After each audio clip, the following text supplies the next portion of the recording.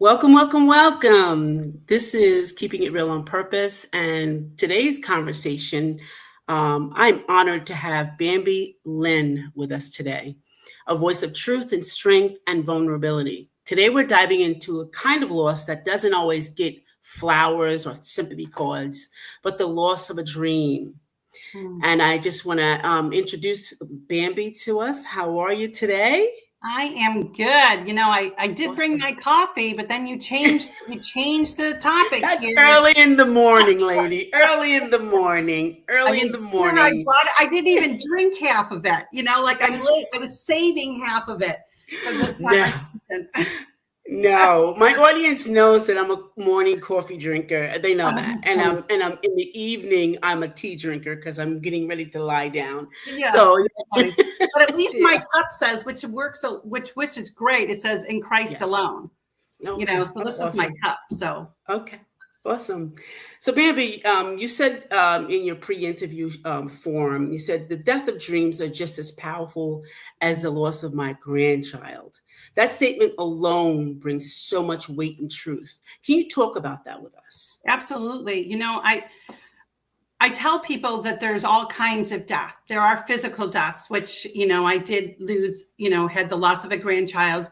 But Mhm. then I've also had loss of dreams. I've also had loss Right. of marriages that were supposed to make it, that were Right. supposed to be 50 years sitting on the rocking chair on the front porch talking about our grandchildren. There's Right. loss of job dreams. I just lost my job just recently, Right. that I worked for the Nielsen TV ratings, and I lost my job. And that job brought so much identity to me that Mhm. because I was in people's homes all day long hearing their stories, and to Right. now have that job dissolved, it's death of dreams. And I think that sometimes people don't want to call it that. They don't want to Yeah. call what they've lost a death because they think if I call it a death, then I'm not being real to a real death. But Mhm. the things that we experienced that were death, of not having conversations all the time with all of my children, being a villain in some of their lives and being a hero in another life, is the death of I don't get to be part of their lives. And Right. those are just as grieving as the grieving of a loss of somebody that I don't get to see until I reach heaven. So Right. that was the concept of it. It's just as painful, and Right. we have to acknowledge it. So let's talk about just the loss of a grandchild and those dreams that you had with you for that grandchild. Yeah, that's really tough because I am a nana of 13, and he falls in the middle. There were 4 boys that were born right around the Hmm. time he was going to be the 5th boy. He is the 5th boy Gotcha. that was born right around the time. So I would have had alive 5, 6-year-old boy grandsons, Hmm. and my daughter-in-law, um, they weren't supposed to have a child. The doctors had Yeah. said that there was some issues and things like that. So when we found out that she was pregnant, we're like, oh my word, really? And she is somebody that needs a liver transplant. So Hmm. the doctors told us that if she made it to 24 weeks, they would Right. take care of the rest. All she needed to Right. do was make it to 24 weeks. So in my head, I didn't think anything about it. I thought, okay, she'll make it to 24 weeks and it will be fine. I was on a carriage ride in Central Park at Yeah. 23 weeks and 6 days, and I get a text message from my son, says our Isaac will be in the arms of Jesus. He will be the lucky one because it was St. Patrick's Day.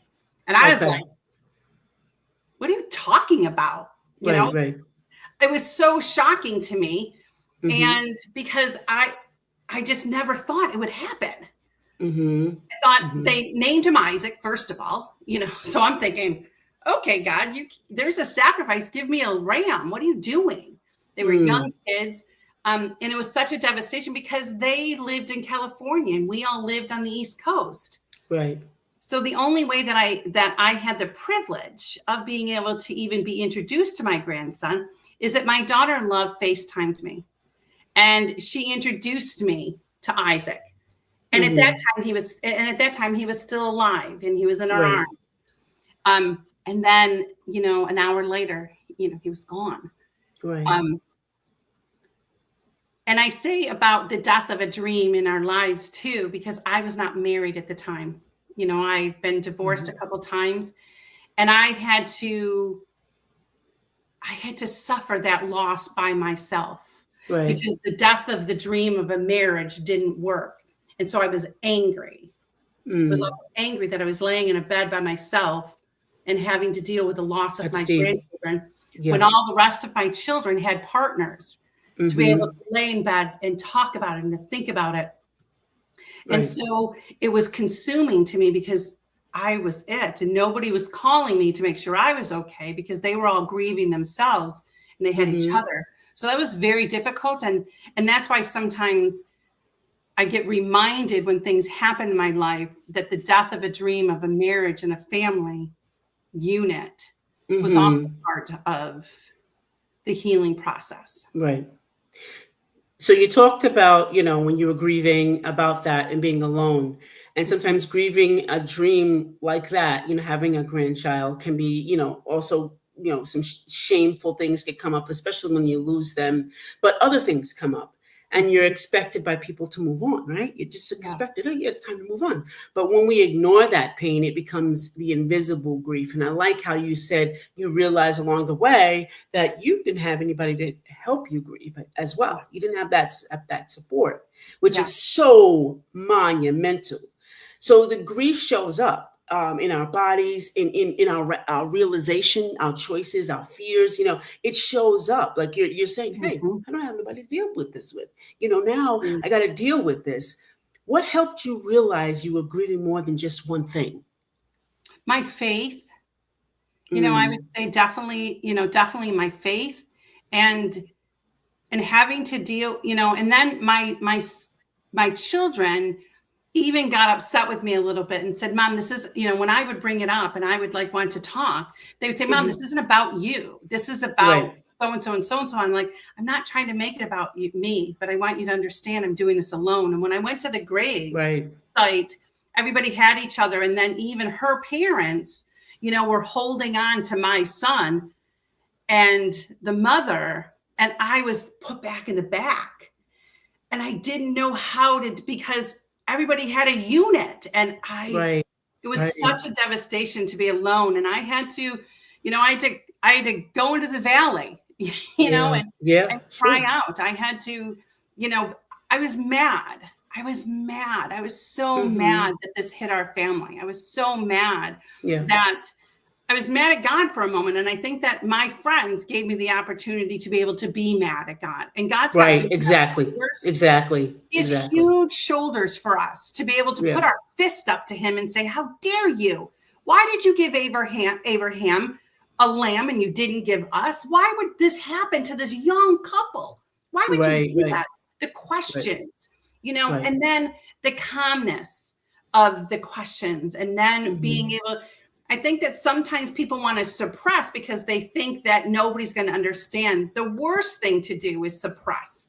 Oh yeah. Deal with the grief and then journey on. Go to the next phase.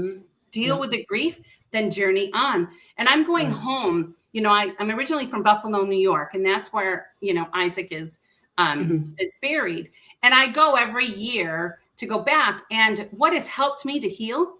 He's the same age as just like I said, 4 other of my grandchildren. Right, other grandchildren. So whatever age that they are, whatever gift that I had bought, those I then bring it to Isaac's gravesite, and I leave a letter, and beautiful. I say, whoever takes this, I want you to know that my grandson would have been 6 years old, or my grandson would have been 5. So I've left a bite.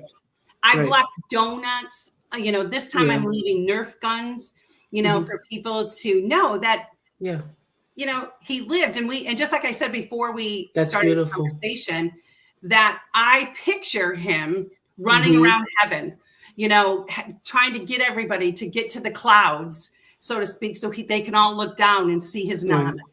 That has helped me tremendously because he is a child. And that has helped me be able to grieve. Right, great. So giving voice to our loss changes everything, as you're saying now, giving voice to it. The moment we say, I lost a dream, we reclaim power. We say this mattered and so do I. And I love the fact that you said, it's not about me. I'm just telling you where my space is in this loss. Because, Yes. We all kind of grieve and we forget that everybody's grieving in this space. Yes. We forget. And we forget that everyone has a word to say, has a voice in the grief. Yes. If you could write a letter to the dream you lost, what would the first sentence say? I want you to know without a shadow of a doubt that you were loved and that we had so many plans and giggles and stories to be able to tell. That would be the beginning of it. And then tell his story. Because I did write his story and his parents' story, and something that has helped me even to move on is my son and his wife did not make it. They did not survive the loss of their grandson. But I do have a relationship with my daughter-in-law. Right. I have a relationship with her because we still have a connection. And I'm somebody that she can talk to about the loss of my grandson and her son. My son is at a different stage in his life. He remarried. He has another son. He's moved on.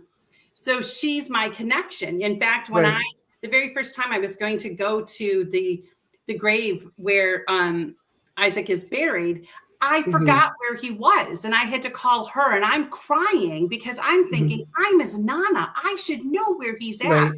And she then said, Mom, I couldn't find him either. Right. It's okay. It's okay. And now I know where he is, but that thought that, that I could call her and have that conversation and we can have that connection. It's helped tremendously. So loss doesn't ask permission, is what I'm hearing you say. But healing does ask for participation. And healing doesn't mean pretending it never happened, as you kind of like shared with your son and your daughter-in-law. It means creating a space for both the grief and the growth. Yes. What's something you've gained, not because of the loss, but in the process of surviving it? Oh, what did I gain? I mean, my life is always like moving, forward, that I don't stop growing and stop. And I guess I gained the fact that good and bad ride on the same track. Oh, that's good. That it doesn't matter in life, and good and bad is universal. But if we could look at, it's kind of like looking at a lemon tree. We all use this analogy. A lemon tree, we can pick the lemons off of that tree and we can choose to look at it and be mad that it's bitter and sour, or we can choose to look at it and say, what can I do with this bitter and sour? How can I make this sweet? Right. And then we create lemonade or lemon meringue pie. So I think loss and anything that we go through, death of dreams, death of loss, death of, expectations, whatever, we can look at life and say good and bad right on the same track. And it's universal. So I think that's what I continue to learn, even through every process and every loss and every dream that I have gone through, that I thought was going to happen one way and it didn't happen that way. It happened something totally different. You learn to start embracing it. And you learn to start embracing that it's something that happens in life. Right. It does. Yes. In closing the circle now, grief doesn't make us weak. It makes us real. And when we talk about it openly, we help someone else find their breath again. What I would ask you, audience, is what dream are you ready to lay to rest so that healing can begin? Bambi, thank you for reminding us that our stories, even the broken ones, still hold power. And maybe that's where the purpose really begins. Thank you again, Bambi, for being here. And audience, please remember you can navigate loss and grief. This is Edna White and my esteemed guest, Bambi Lynn, saying goodbye for now. Thank you.